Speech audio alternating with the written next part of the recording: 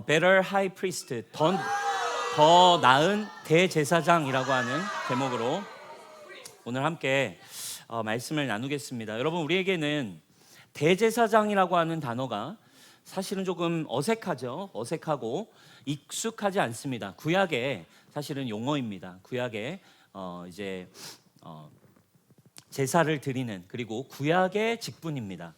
그래서 우리에겐 좀 어색하지만 사실은 이 히브리서를 듣게 됐던 유대인들, 히브리인들, 유대교를 믿던 사람들에게 대제사장이라고 하는 직분은 신앙생활에 있어 자신들이 하나님과의 관계에 있어서 너무너무 중요한 인물이에요.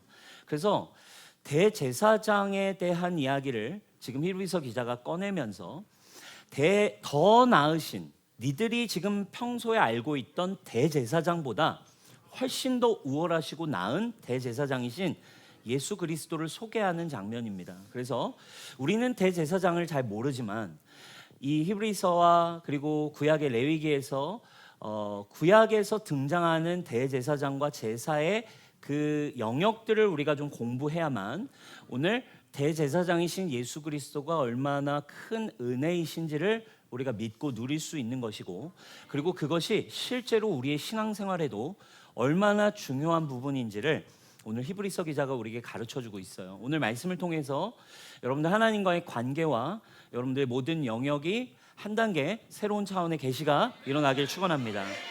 그렇다면 여러분, 더 나은 대제사장을 소개하고 있기 때문에 더 낫지 않은, 더 낮은 원래 비교의 대상인 원래 구약의 대제사장의 역할에 대해서 우리가 좀 알 필요가 있겠죠. 그래서 히브리서 기자가 원래 대제사장들의 역할이 무엇인지를 설명하면서 예수 그리스도의 우월성을 비교하고 있습니다. 성경을 잘 모르시는 분들을 위해 간략하게 설명을 하면, 하나님이 12지파인 이스라엘 백성들을 자신의 백성으로 선택하시고 그들과 함께 하나님과의 관계를 시작했어요. 근데 그들 중에 레위 지파라고 하는 한 지파는 어떤 거를 전담하도록 구별하셨냐면, 너희는 나와의 관계를 위해 제사를 지내야 되는데 이 제사를 지내는 일이 성막도 필요하고 여러 가지 시스템도 필요하고 제사도 필요하고 많은 게 필요하니 레위 지파 너희는 딱 구별해서 너희는 딱 나를 섬기고 예배드리는 일만을 전담해라 해서 레위 지파는 주님을 섬기는 일에만 헌신하는 지파가 됐어요. 그래서 레위 지파 안에서 하나님께 제사를 드릴 제사장들을 또 뽑았고요. 그리고 그 제사장 중에서도 그러니까 대표하는 최고의 이제 리더죠. 한 사람을 대제사장으로 세웠어요. 그 사람이 첫 번째로 아론이라고 하는 모세의 형이 첫 번째 대제사장이 된 겁니다. 그래서 그 대제사장과 제사장들이 제사를 드리는 이제 존재들이에요. 근데 그 중에서도 대제사장의 역할이 뭐냐라는 걸 히브리서가 설명을 하는데, 첫 번째 대제사장의 역할은 뭐냐면 하나님과 인간 사이의 관계를 연결하는 중보자라고 하는 것이 대제사장의 역할이라고 소개합니다. 밑에 5장 1절 세 번역의 전반부만 우리 같이 한번 읽어볼게요. 시작. 각 대제사장은 사람들 가운데서 뽑혀서 하나님과 관계되는 일에 임명받습니다. 아멘. 그렇죠. 자, 중보자라고 하는 표현이 기도하는 사람은 그 원래 의미에서 좀 파생된 역할이고요. 중보라고 하는 건 그 사람과 나 사이의 관계를 연결해주는 역할을 중보자라고 합니다. 그러니까 예를 들면 어떤 나라와 나라 사이에 분열이 있을 때 그 깨어진 분열 사이를 서로 협상해주고 연결해주는 역할을 중보자라고 표현합니다. 누구와 사이가 좋지 않을 때, 친구 사이에 사이가 좋지 않을 때, 야, 너희 둘이 화해해, 일로 와봐, 내가 오늘 식사 자리 마련했어, 너희 둘이 와서 오늘 좀 좋은 시간, 야, 얘는 이렇다고 하고 얘는 이렇다고 하니까 네가 이제 마음 좀 풀어 하면서 서로 마음을 풀고 화해할 수 있게 중간에서 돕는 역할을 하는 존재가 중보자라고 하는 겁니다. 근데 하나님과 우리 사이의 관계되는 일에 임명받은 중보자가 누구래요? 대제사장이래요. 하나님과 우리의 관계가 어떻길래? 하나님과 우리의 관계가 좋아요, 나빠요? 엄청 나쁘죠, 그죠?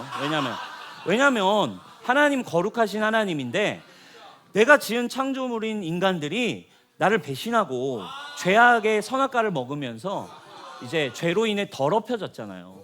그러다 보니까 하나님과 인간의 관계가 안 좋다고, 죄 때문에, 그렇죠? 깨어졌어요. 그러니까 하나님과 인간의 관계를 화해하려면 누가 필요한 거예요? 중보자가 필요한 거예요. 하나님 좀 이렇게 이제 노여움을 참으시고, 자, 이거 좀 받으세요. 이거 받으시면서 기분 좀 푸세요 하시는 거죠. 근데 여러분, 그러니까 하나님이 인간과 기분을 화해를 하려고 하면 그 중보자가 있어서 인간을 대신해서, 하나님, 인간의 마음이 이렇대요. 얘네들이 하나님 앞에 이렇게 나가고 싶대요.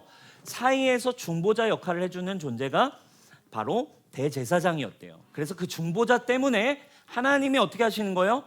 그래, 나 기분 좀 풀렸어 하는 거죠.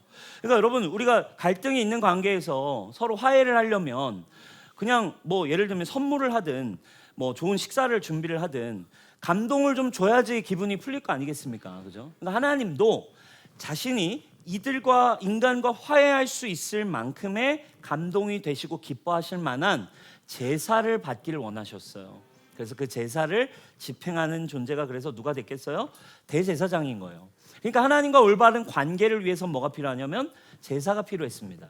그래서 그 제사를 중간에서 세팅하고 준비해서 하나님 앞에 가지고 나아가는 존재가 바로 대제사장, 그리고 제사장의 역할이었습니다. 그리하여 그는 사람들을 위하여 예물과 속죄의 희생 제사를 드립니다. 그렇죠? 그러니까 하나님과 인간 사이의 죄악을 해결하기 위해 제사장과 대제사장이 인간 죄인들이 가져온 제물을 하나님 앞에 올려드리면서, 하나님 기쁘시죠? 이거 받으시고 노여움을 푸세요 하면 하나님이 그걸 기뻐 받으시고, 오케이, 내가 너희를 다시 사랑한다, 관계가 회복되는 거였습니다.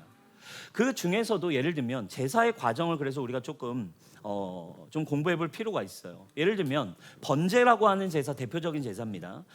매일 상시로 언제든지 와서 죄인들이 드리는 제사예요.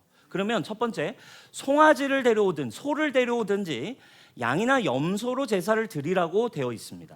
돈이 좀 있으면 소를 가져와도 되고, 또 죄가 너무 주님 앞에 해결해야 될 게 크다고 느끼면 좀 비싼 숫송아지를 데려오는 것이고, 보통은 양을 데리고 옵니다. 흠이 없는 순양을 데려오면 제가 이제 이 죄의 문제를 하나님과 해결하기 위해 양을 제물로 가지고 왔습니다 하면 어떤 일을 하냐면, 첫 번째로 이 죄인이 뭐 하냐면 안수를 합니다. 그 제물에다가 안수를 해요. 제물을 바치는 사람은 그 짐승의 머리에 손을 얹어라. 그러면 여호와께서 번제물을 받으실 것이다. 그 제물을 바친 사람을 위한 제물이 되어 그의 죄를 씻어줄 것이다. 왜냐하면 내 죄를 지금 하나님 앞에 해결해야 되니까 이 죄를 양에게, 짐승에게 전가하는 거예요. 이 나쁜 놈의 쉐키, 넌 죽어 마땅한 죽일 놈의 나쁜 놈 하면서 이 내가 지은 모든 죽을 죄를 이 양에게 다 전가합니다. 양은 흠이 없는 양이에요. 죄 없는 깨끗한 양에게 더러운 나의 죄를 머리 안수하면서 옮겨 버리는 거죠. 자, 그러면 죄가 옮겨진 양에게 이제 뭘 해야 됩니까? 얘가 이제 죄를 가진 희생 제물이 된 거예요. 나 대신 죽는 죄인인 겁니다. 그럼 얘를 이제 어떻게 해야 됩니까? 심판하고 벌을 받게 하고 하나님 앞에서 찢어 죽여버립니다. 그래서 이 양을, 짐승을 죽인 다음에 그냥 재단 위에 올리는 게 아니라 뭐 해야 되냐면 각을 떠야 됩니다. 아주 무참히 토막토막 내서 내장까지 다 꺼내고, 그리고 그걸 씻어서 다 모든 걸 제단 위에 올려놓습니다. 제물을 바친 사람은 짐승의 가죽을 벗기고 그 몸을 여러 부분으로 칼로 커팅을 해라 이야기합니다. 근데 그냥 자르는 게 아니라 내장 그리고 모든 것들을 다 불 위에 올려놔야 돼요. 짐승의 머리와 기름 자른 부분, 그리고 9절 가면 제물을 바치는 사람은 짐승의 내장, 다리 다 물로 씻어서 모든 전부를 다 파헤쳐가지고 낱낱이 모든 부위를 하나님 앞에 다 펼쳐서 제단 위에 올린 뒤에 이걸 불로 태우면 하나님이 이걸 받으시고 뭐래요? 그 냄새가 여호와를 기쁘시게 한대요. 마음에 들어. 이제서야 나는 화해할 기분이 나. 이제서야 너희를 용서할 수 있을 것 같아 라는 관계의 회복의 중보자 역할을 대제사장과 제사장이 했다라는 것입니다. 그러니까 여러분, 여기서 근데 우리가 좀 볼 필요가 있어요. 그래서 이걸 이제 그림으로 한번 그려보면 순서가 이렇게 됩니다. 이제 짐승을 가져와서 머리 위에 안수하고, 그리고 저 짐승을 이제 자기 손으로 다 죽이고 각을 자기가 다 떱니다. 이 죽이고 칼로 자르는 거를 제사장이 하는 게 아니라 짐승을 가지고 온 사람이 자르는 거예요.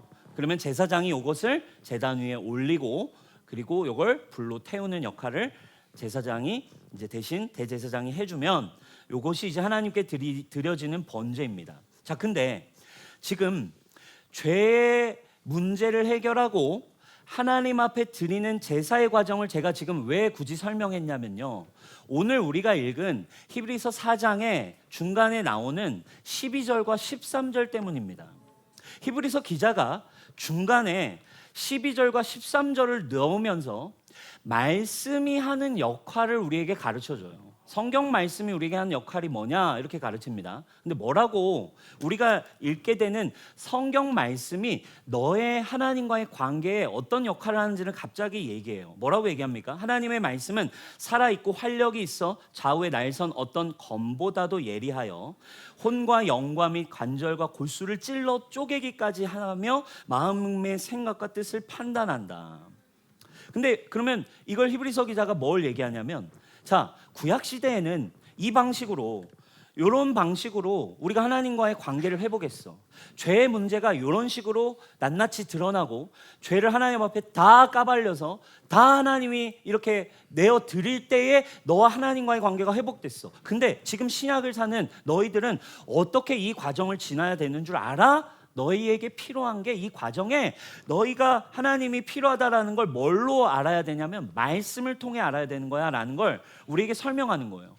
지금 이 말씀에 뭘 설명하고 있냐면 관절과 골수를 찔러 쪼갠다, 검보다도 예리하다, 이런 표현이 나옵니다. 이 표현은 의학적 해부 용어가 아니라 지금 어떤 용어예요? 제사 용어를 이야기하고 있는 거예요. 제사를 지낼 때 칼로 모든 재물을 다 관절, 골수, 마디 그리고 내장 하나까지도 다 파헤쳐서 칼로 쪼개듯이 우리도 그런 작업이 필요한 거 아니겠냐라는 걸 얘기해요. 그럼 우리는 어떻게 한대요? 오늘날 우리가 제사 이렇게 드립니까? 우리는 제사를 드리지 않습니다. 왜? 누구 때문에? 예수님 때문에 제사를 드릴 필요가 없게 됐어요. 그러면 그 예수님을 통해 우리가 하나님을 어떻게 만나냐? 어떻게 만납니까? 예수님을 통해 하나님을 어떻게 만납니까? 말씀을 통해서 만나는 거예요. 내가 하나님이 정말로 필요한 존재, 죄인이라고 하는 것을 깨닫는 과정이 필요한데, 재물을 하나님 앞에 가져나와 각을 뜨고 완전히 분해하듯이 나의 모든 것을 적나라하게 하나님 앞에서 드러나게 하는 역할을 해주는 칼과 같은, 주님 앞에 낱낱이 내가 하나님 앞에 드려지게 만들어주는 역할을 하는 것이 바로 말씀이 오늘날 우리에게 해주는 제사와 같은 하나님과의 관계를 맺는 중요한 역할을 이 말씀이 칼처럼 우리를 쪼개는 역할을 해준다라고 하는 걸 우리에게 이야기하고 있는 것입니다. 그러니 오늘날 우리가 하나님과의 관계를 회복하고 만나는 것이 구약에는 이런 방식이었어요. 제사장을 통해 재물을, 내 죄를 재물이 대신 다 가지고 가서 이 짐승이 낱낱이 하나님 앞에 다 드러나서 하나님 용서해 주십시오 할 때 하나님과의 만남이 일어나듯이 오늘날은 어떤 식으로 우리가 그럼 제사를 지내고 만나게 된다는 거예요? 제사는 안 지내지만 말씀과 예수 그리스도를 통해서 이런 과정을 통해 우리는 하나님을 만나게 된다라는 것을 우리에게 이야기하고 있는 것입니다. 여러분, 요즘은 AI가 똑똑해서 제가 원하는 그림을 이렇게 그려줬어요.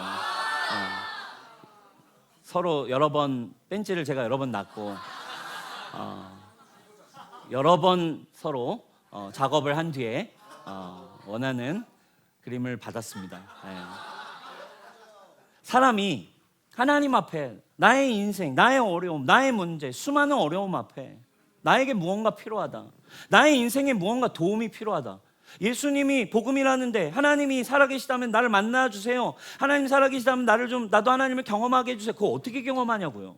하나님이 나와 관계 맺으시는 거 어떻게 누려가냐고요. 여기 예배만 나오면 그냥 됩니까? 물론 단편적이지만 원리가 있다고요. 뭐를 통해서만 하나님 앞에서 하나님의 피로 하나님의 사랑을 경험하냐면 요거래요. 요게 읽을 때 성령을 통해 이 말씀이 우리의 존재를 파헤치고, 성경이 뭐라고 얘기합니까? 너의 마음과 너의 혼과 영과 너의 모든 걸 찔러 쪼개서 네 마음, 네 생각을 다 착착착착 쪼개면서 네가 지금 어떤 마음인지, 너의 피로가 무엇인지, 너의 문제가 왜 지금 생긴 건지, 네가 힘들어하는 그 문제는 사실 하나님이 필요해서 생긴 것이고, 너의 이 문제는 사실 죄 때문이며, 이 문제를 해결하실 수 있는 분이 하나님이시고, 그 하나님이 예수 그리스도 복음을 우리에게 주셨다라고 하는 이 모든 과정은 말씀의 시간을 지날 때 우리가 하나님을 만날 수 있습니다. 그때 주님 앞에 나아갈 때 여러분 어떤 일이 일어나겠습니까? 우리 앞에 진정한 주님 내가 어떻게 합니까? 라고 할 때 진정한 대제사장이신 예수 그리스도께서 또 뭐라고 이제 표현합니까? 그분은 너를 동정하시지 못할 뿐이 아니고 너의 연약함을 잘 아시고 너를 위해 이 땅에 오셔서 너와 함께 하시며 너의 모든 걸 해결하신 예수님을 비로소 말씀을 통해서 만나고 있어요. 사랑하는 여러분, 이 그림을 우리가 이미지로 만들었지만 이 작업이 여러분들의 삶에 지금 얼마나 일어나고 계세요? 이 그림과 같은, 이 주인공과 같은 여정이 여러분들의 신앙에 지금 얼마나 일어납니까? 하나님 앞에 뭔가 고민할 때 그 고민을 사랑하는 여러분, 말씀 앞에 하시기를 축원합니다. 말씀이 부딪히고 때로는 어려울 때가 있고 또 때로는 불편하지만 이 앞에 우리가 서기 시작해야만 비로소 예수 그리스도를 만날 수 있습니다. 여러분, 우리 뉴송교회 여러분 말씀 앞에 서가는 여러분 되시기를 주님의 이름으로 축복합니다. 자, 이것이 이제 대제사장의 역할이고, 말씀의 이야기를 하기 위해 우리가 좀 제사를 봤어요. 자, 그러면 다시 대제사장의 역할로 좀 돌아와서 이렇게 하나님과 인간 사이에 중보자의 역할을 좀 하고 연결해주는 역할을 제대로 하려고 한다면 대제사장들을 좀 완벽한 사람을 뽑아서 선출해야 되지 않겠습니까? 그런데 하나님께서는 그냥 평범한 그리고 연약한 아론이라고 하는 사람, 그리고 그 아론의 집안을 그냥 선택하셔서 그 후손이 대대로 대제사장을 그냥 감당하게 하셨어요. 근데 문제는 그 자녀들 중에 홈리와 비나스 같은 이런 완전 파렴치한 제사장들이 나오는 게 문제가 막 됩니다. 문제투성이인 사람들이 대제사장을 하는데도 불구하고 하나님은 그 연약한 사람을 그냥 대제사장으로 세우셨대요. 왜 그랬을까요? 여러분, 여기에 하나님의 사랑과 지혜가 숨어 있어요. 대제사장의 세 번째 역할이 있기 때문입니다. 히브리서 기자가 이걸 설명해요. 뭐라고 얘기합니까? 연약한 죄인들을 충분히 하나님 앞에 데리고 갈 때 인간 입장에서 충분히 이해하고 하나님 앞에 대변해 줄 수 있는 역할. 너무 완벽하면 공감이 안 되는 거죠. 그러나 똑같이 연약해야만 이들의 연약함을 그분 앞에 토로해 줄 수 있고 대변해 줄 수 있고 변호해 줄 수 있는 존재이기 때문에 연약함에도 대제사장을 연약한 사람을 세우셨어요. 히브리서 기자가 이렇게 설명합니다. 그는 자기도 연약함에 휘말려 있어서 그릇된 길을 갖는 무지한 사람들을 너그러이 대하실 수 있습니다. 공감해 주실 수 있다라는 거예요. 대제사장 자신도 죄인이기 때문에 모든 죄인들이 하나님 앞에 두려움 없이 괜찮아, 나아갈 수 있어, 가도 돼, 하나님이 너를 사랑하셔, 하나님 앞에 우린 나아갈 수 있어를 분명하게 이야기할 수 있게 하기 위해 대제사장들을 연약한 자들, 그리고 제사장들에게 자신의 슬픔과 고통을 두려움 없이 이야기할 수 있는 존재가 바로 대제사장이었어요. 이게 바로 누구를 상징하는 것일까요? 바로 예수 그리스도가 진정하고 더 우월하신 대제사장임을 이야기하는 이유이고, 그분이 연약한 인간의 몸을 입고 오신 이유가 바로 여기에 있습니다. 왜? 그분은 대제사장으로 오셨는데 그분이 인간의 몸을 입으신 이유는 대제사장이시기 때문에 연약한 우리의 문제와 어려움을 동일하게 겪으시면서 우리를 공감하시고 우리를 불쌍히 여겨주시고 우리를 대변해 주실 수 있는 분이셔야 했기 때문에 예수님이 인간의 몸을 입고 오셨다라고 합니다. 그래서 뭐라고 표현합니까? 우리 같이 한번 읽어보겠습니다. 시작. 우리의 대제사장은 우리의 연약함을 동정하지 못하시는 분이 아닙니다. 그는 모든 점에서 우리와 마찬가지로 시험을 받으셨지만 죄는 없으십니다. 네. 자, 2절과 지금 앞에 4장 15절이 순서가 연결이 돼 있지 않아서 우리는 어렵지만 정리해 보면 이런 거예요. 원래 구약의 대제사장도 연약하지만 세웠대요. 왜? 이 인간의 연약함을 대변하고 공감하고 살펴주기 위해서래요. 근데 예수 그리스도께서도 인간의 몸을 입고 오신 이유가 대제사장으로 오셨기 때문이라고 설명합니다. 그래서 그분이 인간으로 오신 이유는 우리와 동일한 시험을 받으시고 우리와 동일한 문제도 겪으셨어요. 그래서 그분이 우리의 문제를 공감하실 수 있는 거예요. 여러분들이 느끼고 있는 감정의 문제, 주님이 너무너무 잘 아십니다. 여러분, 예를 들면 우리가 가끔씩 정치인들이나 뭐 이런 돈 많은 사람들한테 마음이 상하는 이유가 뭐예요, 여러분? 자기는 이 서민의 고통을 경험해 본 적도 없으면서 서민의 힘듦을 대변하는 것처럼 이야기할 때 이 연약한 서민들이 배알이 꼴려요. 진짜 경험해봤지도 않았으면서 어떻게 저런 소리를 하냐 이러면서 이야기를 하니까 이제 정치인분들이 이제 선거철이 되면 내려오시는 거예요. 내려오셔서 서민 체험을 하셔야 되는 거예요. 마음을 달래야 되니까. 이 서민의 애환을 겪는 걸 보여줘야 되니까.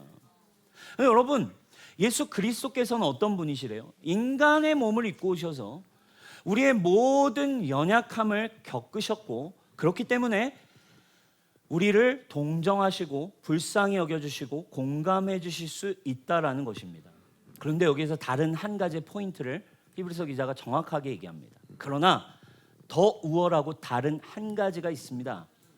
그분은 구약의 대제사장처럼 우리를 동정하시지만 다른 이유는 구약의 대제사장들은 똑같이 죄인이어서 우리를 공감할 수 있었던 거지만 예수님은 다릅니다. 예수님은 죄는 없으신 분이십니다. 요걸 이야기합니다. 여러분, 자 이제 3절로 가게 되면 속죄일에 대한 표현을 또 합니다.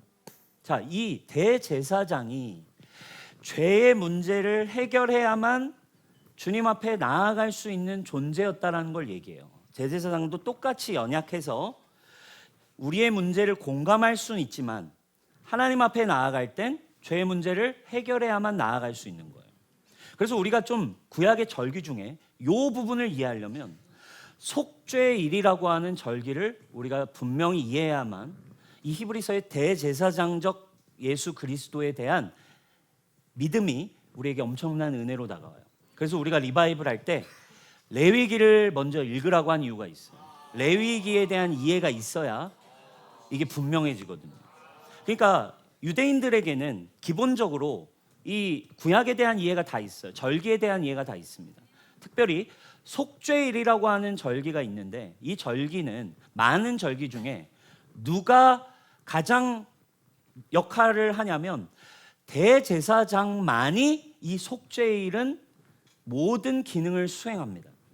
대제사장이 없이는 속죄일이 기능을 할 수가 없어요. 자, 속죄일은 뭐냐면 1년에 한 번 모든 사람들의 죄를 한 번에 해결하는 날이 바로 속죄일이었어요. 매일매일 번제를 상시로 드리는 제사도 있지만 하나님이 모든 이스라엘 백성들의 죄를 하루에 한 번의 제사로 완전히 죄 없는 것처럼 속죄하는 날이 속죄일입니다. 근데 그 속죄일은 인간의 이스라엘 백성의 모든 죄를 대신해서 가지고 하나님 앞에 들어가야 됐기 때문에 대제사장의 역할이 너무너무 중요해요. 자, 속죄일의 대제사장의 역할을 한번 정리해 봤어요. 첫 번째, 대제사장이 백성들의 죄를 다 가지고 한 번에 하나님 앞에 나아가야 되는 거예요. 근데 원래는 지성소라고 하는 하나님이 계시는 곳까지는 안 들어갑니다. 근데 1년에 한 번 유일하게 이 속죄일에만 하나님의 임재가 있는 지성소까지 짐승의 피를 가지고 지성소까지 들어가야 돼요. 근데 죄인이 지성소에 들어가면 어떻게 될까요? 죽을까요? 안 죽을까요? 죽어요. 바로 죽어요. 그러니까 뭐가 필요했어요? 대제사장이 죄인이에요? 죄인이 아니에요. 죄인이기 때문에 대제사장이 먼저 자신의 죄를 속죄해야 됐어요. 그래서 아론과 대제사장이 먼저 자기 죄를 해결할 제사를 먼저 지내라고 하나님이 얘기합니다. 주님께서 모세에게 하신 말씀입니다. 너는 너의 형 아론에게 뒤지고 싶지 않으면 보통 때에는 휘장 안쪽에 지성소, 휘장 안쪽에 있는 곳에는 얼씬도 거리지 말게요.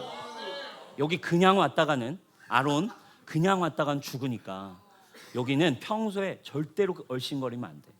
근데 만약에 이 지성소 거룩한 곳으로 들어오려고 할 때는 다음과 같이 해야만 한다라고 설명을 해주는 게 나오죠. 아론은 자신을 속하는 속죄 제물로 숫소를 바쳐 자기와 자기 집안의 죄를 속하여야 한다라고 설명을 해줍니다. 그래서 먼저 자기의 죄를 먼저 해결한 뒤에 그 짐승의 피를 가지고 비로소 지성소에 들어가는 거예요. 얼마나 떨렸을까 여러분. 그냥 들어갔다가는 죽는데 어쨌든 나 제대로 제사 지냈으니 해결된 거 맞겠지 하는 마음으로 이 짐승의 피를 대신해서 속죄일에 대표해서 지성소에 덜덜덜거리면서 문을 열고 들어가는 거예요. 그리고 거기 들어가서 이제 피를 이제 뿌립니다. 피를 법궤 위에다가 피를 뿌려요. 인간의 죄가 담겨 있는 죄성이 담긴 언약궤, 법궤 안에는 인간의 죄성인 세 가지 물품이 들어 있어요. 십계명 돌판과 만나와 아론의 쌍난 지팡이, 인간이 하나님을 향해 거역하고 불평했던 모든 물건들입니다. 인간의 죄성 위에다가 어린 양의 대속하는 피를 뿌릴 때 거기에 하나님의 임재가 다시 찾아온다 해서 시은좌라고 표현을 하는 거예요. 하나님의 은혜가 인간의 죄 위에 덮여진다. 보혈 위에 하나님의 은혜가 온다. 피를 뿌릴 때 용서가 되고 죄가 덮입니다. 근데 중요한 게 뭐겠어요? 자, 대제사장이 들어가긴 들어갔는데 뭐가 굉장히 중요한 사인이겠어요, 여러분? 대제사장이 살아서 나오는 게 너무 중요한 거예요. 왜냐하면 이 죄 있는 대제사장이 들어갔다가 안 나오면 어떻게 된 거예요? 그 안에서 죽은 거야. 그러니까 밖에 있는 백성들은 거기 못 들어가니까 뭘로 확인할 수밖에 없어요? 대제사장이 거기서 나오는 것이 와! 우리의 죄가 해결됐구나. 드디어 우리의 모든 죄가 하나님 앞에서 깨끗함을 입었구나.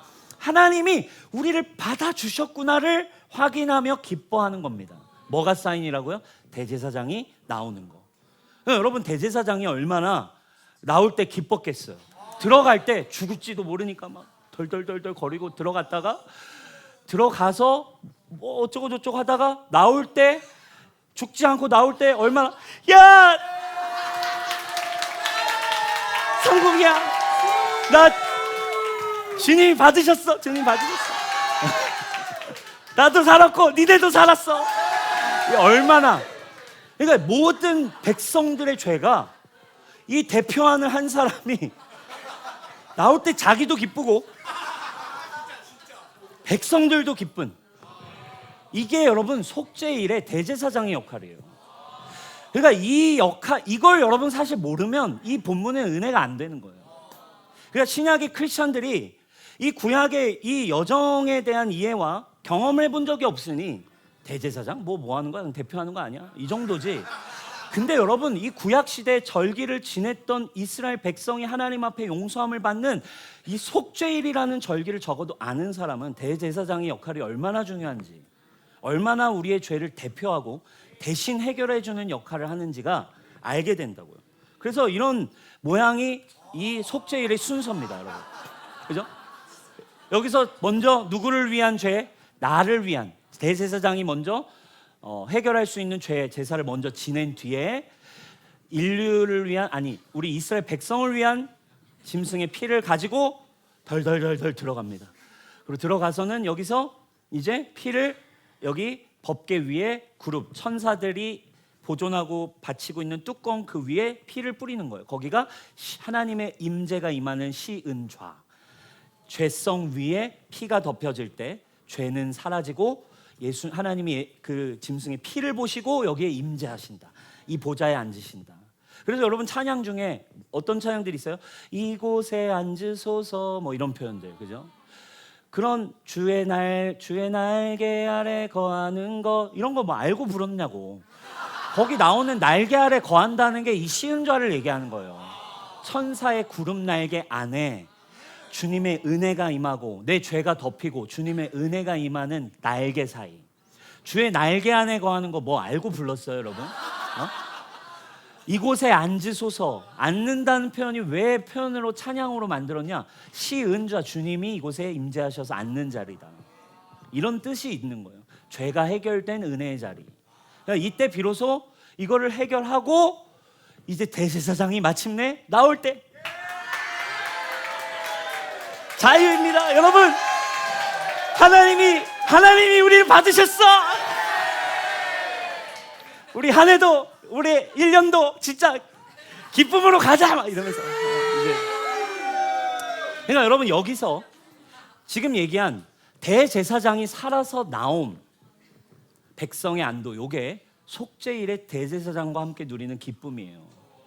그 거룩하신 하나님 앞에 죄인이 설 수가 없고 들어갈 수도 없고, 하나님과 우리의 관계, 진노의 백성인 우리는 사실상 하나님과 하나 될 수도, 하나님과 화해할 수가 없는 죄인과 거룩하신 하나님과의 관계에 누가 필요했어요? 대제사장이 자신의 문제를 해결하고 들어가서 모든 백성의 문제를 대신하여 피를 뿌릴 때, 그때 백성의 죄가 해결되어 나올 때, 이게 백성들이 참된 자유와 안도를 누리는 속죄일의 프로세스였어요. 그러니까 그들의 속죄일의 관심은 사실 뭐겠어요? 가장 중요한 포인트는 뭐겠어요? 마지막에 대제사장이 나오냐 안 나오냐.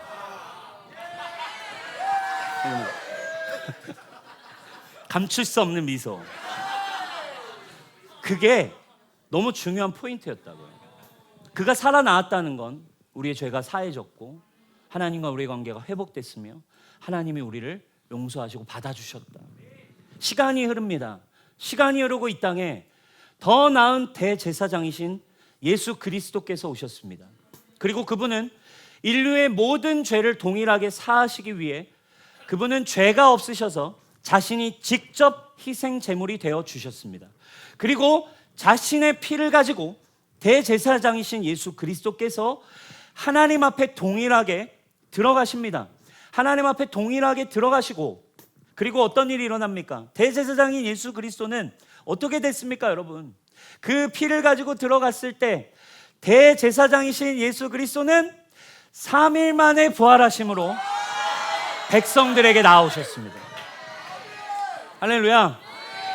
구약의 속죄일보다 더 나은 속죄일이 완성되는 순간이었습니다.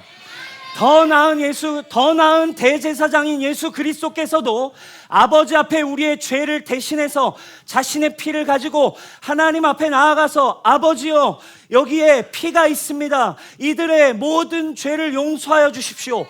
이스라엘 백성뿐만 아니라 지금 이곳에 앉아있는 이방인인 한국 백성인 우리 또한 열방의 모든 민족, 모든 영혼을 향한 속죄의 문제를 더 나은 제사장이신 예수 그리스도께서 더 나은 속죄일을 완성해 주셨어요. 주님, 이 피로 모든 사람의 죄를 용서하시옵소서. 어떻게 확인이 될까요? 이 죽음의 문제, 죄의 문제, 이것이 해방되었다라는 거, 너가 하나님 앞에 나올 수 있는 존재라는 걸 해결하고 대제사장이 들어갔던 것처럼, 죄 없으신 예수님이 인류의 모든 죄를 정말 해결할 수 있는 분이신가? 그러면 그분은 죽음을 이길 수 있고 죄의 문제를 해결하실 수 있는 분인가를 어떻게 증명하셨습니까? 그분이 3일 만에 죽음에서 다시 살아 우리에게, 백성에게 나타나신 줄 믿습니다. 샬롬, 샬롬. 평강이 너희에게 있을지어다. 예수 그리스도의 부활은 속죄일의 완성을 보는 날입니다. 더 나은 대제사장이 우리에게 오셨다. 이분이 우리를 위해 들어가셨고, 이분의 피가 하나님이 받으시는 피가 돼서 우리에게 찾아왔다라는 증거, 기쁜 소식이, 그래서 사랑하는 여러분, 부활인 줄 믿습니다. 대제사장의 부활의 소식. 내 손을 봐라, 내가 해결했다. 그래서 모든 백성은 살아 돌아오신 부활하신 예수를 바라보며 예수님을 믿을 때, 예수님을 볼 때 외치는 것입니다. 저 봐라, 대제사장이 살아서 돌아왔다. 살아서 지성소에서 다시 우리에게 왔다. 그가 우리의 죄를 사해 주셨다. 그가 돌아왔다. 그가 부활했다라는 건 하나님이 우리를 받아주셨다. 그분이 우리를 용서하기로 결정하셨다. 이제 우리는 그분 앞에 믿음으로 나아갈 수 있는 존재가 되었다 라는 걸 외칠 수 있는 일이 바로 예수 그리스도의 부활입니다. 로마서 4장 25절을 바울은 예수의 부활과 십자가를 나누어 설명합니다. 우리의 죄 때문에 죽임을 당했고 우리를 완전하고 의롭게 죄 없게 하시려고 부활하셨다. 그분이 죄가 없으셔서 대제사장이지만 희생 제물이 되셨고, 그분이 죄가 없으시기 때문에 하나님 앞에 나아가실 수 있었고, 그분이 우리의 죄를 다 해결하시고 대제사장처럼 죽음의 문을 열고 부활의 주님으로 우리에게 나타나시고, 백성이 부활하신 대제사장 예수 그리스도가 살아서 우리에게 오신 분임을 보게 될 때 우리는 그분이 우리의 죄를 진정 사하시는 우리의 구원자이시며 그분으로 인해 아버지와 나와의 관계가 회복되었음을 확인하는 것이 예수 그리스도임을 믿으시기 바랍니다. 예수의 피가, 예수의 부활이 오늘 저와 여러분이 예수 그리스도를 의지하기만 한다면 오늘 하나님이 저와 여러분들을 받아주신 백성이 된 겁니다. 그래서 우리는 부활을 찬양하는 겁니다. 예수 부활하셨다. 이 주일 일요일 썬데이는 부활의 아침을 기념하는 날입니다. 부활의 아침을 기념하는 이 날에 부활하신 예수 그리스도를 맞이하며 할렐루야, 우리가 살아났다. 우리가 그리스도로 인해 죄 사함을 받았다.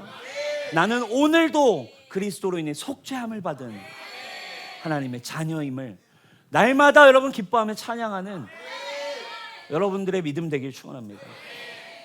그리고 오늘 히브리서 기자가 이 연약함 가운데 신음하는 사람들에게 복음을 이렇게 전하고 있는 거예요. 결론으로 이렇게 얘기합니다. 그러므로 우리는 담대하게 은혜의 보좌까지 나아가시다.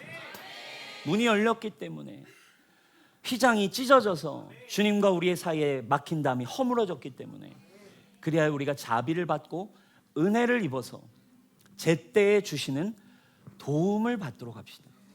대제사장을 여러분 기억하셔야 돼요. 그분의 기능이 뭐라고요? 하나님과의 관계의 중보자이시고 그와 우리의 사이에 죄의 문제를 해결해주는 속죄와 희생을 해결하셨어요. 그리고 세 번째 중요한 역할이 있다고. 뭐라고요? 그분은 우리의 연약함을 동일하게 겪으셔야만 해요. 대제사장은 인간의 대표입니다. 인간의 죄성을 그대로 가지고 있었기 때문에 인간을 대신해서 공감할 수 있었고, 그리고 인간이 누구나 대제사장 앞에 자신의 고통과 문제를 앓을 수 있었다는 거예요. 근데 이분이 누구라고요? 예수 그리스도. 대제사장으로 오셨기 때문에 그분이 취하셔야만 했던 모양은 인간의 모습이었어요. 인간의 모습으로 오셨지만 죄는 없으신, 그래서 인간과 동일한 슬픔과 아픔과 우리의 문제, 시험을 동일하게 받으셨다라고 이야기합니다. 사랑하는 여러분, 여러분들이 겪고 있는 문제, 여러분들이 겪고 있는 시험, 어려움, 그분이 다 경험하신 대제사장이세요. 뭐래요? 그분이 여러분들을 도우실 수 있는 분입니다. 여러분, 하나님 앞에 나아가는 과정에 여러분들의 문제를 가지고 나아가세요. 근데 누구한테 나아가는 거냐면, 여러분, 대제사장이 여러분 편에 있습니다. 여러분들의 편에, 여러분들을 위한, 여러분들을 대신해서 하나님 앞에 데리고 나아가줄 대제사장이 오셨대요. 그분이 누구래요? 하나님의 아들이신 예수 그리스도. 그분께 가면 그분이 해결하실 수 있고 그분이 도움을 주실 수 있는 분이니 그분께로 날마다 나아가십시오. 힘들 때마다, 어려울수록 주님을 바라보라는 거예요. 여러분, 오늘 그분이 여러분들의 어려움을 돕길 원하신다라고 하는 것에 여러분 결론으로 가지고 가셨으면 좋겠어요. 그분은 정말로 이 땅에 오신 이유, 대제사장으로 오신 이유, 여러분을, 저와 여러분을 진정으로 돕기 위해 오셨습니다. 그분은 정말 여러분들이 느끼고 있는 모든 세밀한 어려움을 도와주실 수 있고 공감하실 수 있으며 이끌어 주실 수 있는 분이래요. 제가 이 이야기가 지금 제가 얘기한 그분은 정말로 우리를 돕고 싶으시고 정말로 나를 도우실 수 있다라는 요 선포가 이번 주에 제가 말씀을 묵상하며 믿어지게 된 구절이 있었어요. 오늘 본문은 아니었지만 뒤에 7절에 5장 7절에 대제사장을 설명하며 예수님이 이 땅에서 겪으셨던 일을 소개합니다. 쉬운 성경이 아주 잘 표현해놨어요. 예수님이 사람으로 계실 때 하나님께 기도하고 도움을 구하셨습니다. 그분은 자기를 죽음에서 구해주실 수 있는 분에게 큰 소리로 부르짖으며, 개역개정은 3번에게 통곡했다. 큰 소리로 부르짖으며 눈물로 주님께 기도하셨대요. 그리고 모든 걸 하나님께 맡기고 순종하심으로 하나님의 응답을 받으셨습니다. 여러분, 이 과정, 예수님 눈물을 많이 흘리셨어요. 사람으로 계실 때 그분도 인간의 모습으로 오셨기 때문에 우리를 정말 동정하실 수 있다는 건, 그분이 여러분들이 느끼는 여러분 지금 느끼고 있는 힘듦 있죠? 여러분 뭐 때문에 지금 힘드세요? 뭐 관계 때문에 막 그 감정의 문제와 불편함이 여러분 마음에 해결이 안 됩니까? 이거 예수님이 겪으셨대, 안 겪으셨대? 겪으셨어요. 불편함, 배신, 분노, 감정, 눈물을 많이 흘리셨습니다. 겟세마네 기도하면서 주님이 피가 땀방울이 될 때까지 주님께 부르짖었잖아요.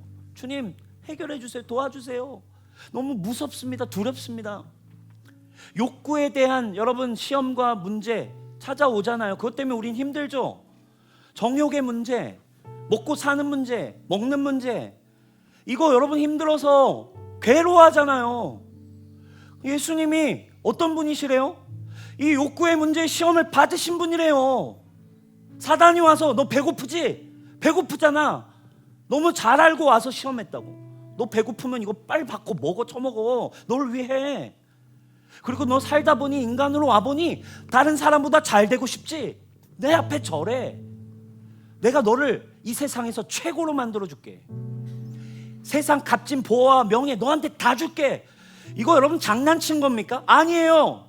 예수님이 심정에 실제로 느끼신 시험이라고. 관념이 아니라 그분이 오셔서 진짜 지금 여러분 마음속으로 다 꺼낼 수도 없는 여러분만 가진 고뇌와 고통 있잖아요. 그걸 겪으셨대요. 정욕의 문제, 육신으로부터 오는 욕구의 문제, 이거 주님이 안 겪으셨을까요? 겪으셨다라고 얘기하잖아요. 근데 예수님이 어떻게 하셨대요? 그냥 알아서 넘어갔대요? 아니래요. 예수님이 어떻게 하셨대요? 사람으로 계실 때 이게 너무 힘드셔서, 이게 너무 실제로 인간이셔서 기도를 하셨대요. 누구에게? 나를 도우실 수 있는 유일한 분에게. 근데 그 기도를 할 때 어떻게 기도했대요? 큰 소리로 부르짖고 눈물로 기도해요. 여러분 이 모양 뭐예요? 여러분들이 수련회 때 기도실에서 하는 모양이랑 똑같지 않아요? 주님, 아버지 도와주세요. 아버지 나를 좀 도와주세요 하면서 우는 거. 주님 나는 안 됩니다. 내 힘으로 안 됩니다. 주님 나 어떻게 합니까? 주님의 도움이 필요합니다. 주님 나를 좀 도와주세요. 도와주세요. 울부짖고 소리치고 피가 땀방울로 돼보신 적 있어요? 그 정도로 고통 받아본 적 있으세요? 얼마나 피가 솟구치는 만큼 소리를 치고 파열될 정도로 애걸복걸했으면 피가 땀방울이 피가 될 정도로 주님 앞에 울부짖었대요. 이유가 있대요. 뭐라고 얘기하면 뒤에 표현하지만 우리의 연약함을 아시기 때문에. 우리는 여러분 힘들 때 순종이 안 돼요. 근데 우리 연약함 가지고 주님 앞에 나가지만 우리의 문제는 뭐예요? 순종이 안 돼. 답도 아는데 순종이 안 되니까 더 힘들어. 그래서 누가 오셨대요? 대제사장이 예수님이 인간의 몸으로 오셔서 모든 걸 하나님께 맡기고 고난과 어려움의 길을 그분이 먼저 믿음으로 순종을 해가심으로 우리의 길을 보여주시고, 마침내 그분은 온전하시고 믿음의 주이시기 때문에 그분이 순종을 해내셨습니다. 그분은 힘드셨지만 죄가 없으셔서 순종하실 수 있었습니다. 그분은 어려우셨지만 그분은 죄가 없으셨기에 죄를 이기는 순종을 하실 수 있었습니다. 그래서 하나님의 응답을 받고 믿음의 길을 여신 거예요. 여러분, 기도실 갑니다. 기도실 왜 가세요?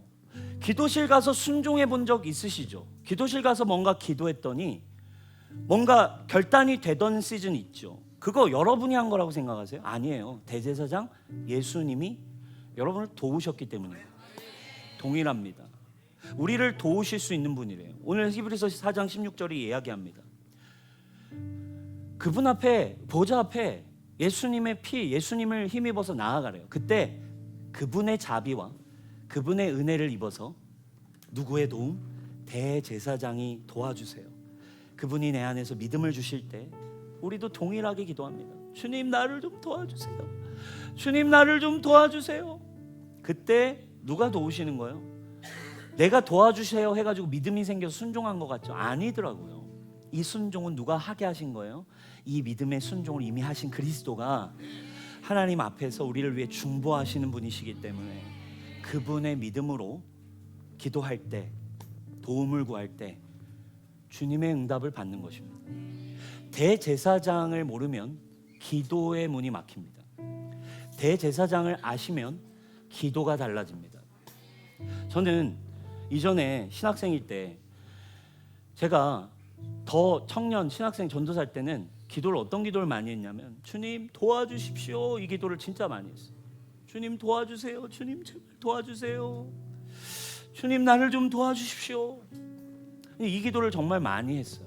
그래서 제가 어느 정도 이제 시간이 지나고 믿음이 좀 성장되고 그리스도의 믿음을 깨닫고 그분이 내 안에 계신다는 믿음이 생긴 뒤로는 제가 그 기도를 안 하겠어요. 왜냐하면 내 안에 계신 예수님의 믿음으로 하는 선포의 기도를 하기 시작한 거예요. 언약 말씀을 그냥 선포하는 기도. 그러니까 그 시즌쯤 됐을 땐 제가 도와주십시오의 기도가 조금은 구약적이다라는 느낌을 받았어요. 근데 제가 이번 주에 이 말씀을 묵상하면서 돌아보니 그때 도와주십시오의 기도는 저에게 너무너무 중요했던 성령님이 하게 하셨던 기도라는 걸 깨달았어요. 아직 제 안에 순종할 수 있는 믿음도 없고 힘들기만 하고 어렵기만 하기 때문에 도움이 필요한 주님 앞에 나아가서 예수님 나를 좀 도와주십시오. 나를 불쌍히 여겨주십시오.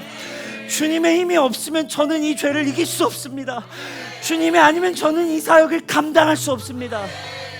그렇게 도움을 요청할 때 주님의 도움이 저에게 왔던 거였어요. 그리고 믿음이 생기니 기도가 바뀐 거겠죠. 사랑하는 여러분, 여러분들의 기도가 회복되기를 축원합니다. 대제사장을 의지하여 기도가 다시 시작되기를 바랍니다. 연약함과 문제 가운데 도망치지 말고 피하지 말고 은혜의 보좌 앞에 담대히 나아가서 하나님 나를 좀 도와주십시오. 대제사장 예수님 나를 도와주십시오 라고 기도할 때 그분이 우리를 외면치 않으시고 여러분들의 기도를 도우셔서 믿음으로 인도해 가시는 분임을 여러분 믿으시기를 주님의 이름으로 축복합니다. 그리고 그런 교회 되기를 원합니다. 예수님의 사람, 그래서 교회는 어떤 교회입니까? 대제사장적 사역을 감당하는 교회입니다. 예수님이 우리 안에 이제 거하기 시작할 때 예수님이 나를 하나님께 인도해 주신 것처럼 나도 누군가 더 연약한 사람을 하나님께로 인도하는 중보자 역할을 감당하는 게 바로 전도자이고 리더입니다. 리더라는 건, 교회를 세워간다는 건 사역이 아니라 사역 이전의 중보자입니다. 연약한 사람과 하나님 사이에 예수님의 마음으로 그들을 하나님께로 이끌어갈 수 있는 사람, 그들의 연약함에 동정할 수 있고 그들의 찌질함과 그들의 무너짐에 같이 함께 해줄 수 있는 것이 몸된 교회인 줄 믿습니다. 저는 우리 뉴스홈교회가 이런 대제사장적 동정하며 함께 해주며 공감하며 찾아가서 하나님께로 수많은 연약한 자들을 연결해 줄 수 있는 그런 몸된 교회 되길 축원합니다. 그런 리더들이 세워지기를 바랍니다. 그런 교회들이 일어나게 되기를 주님의 이름으로 축복합니다. 우리 하나님께 영광의 박수 올려주십시오.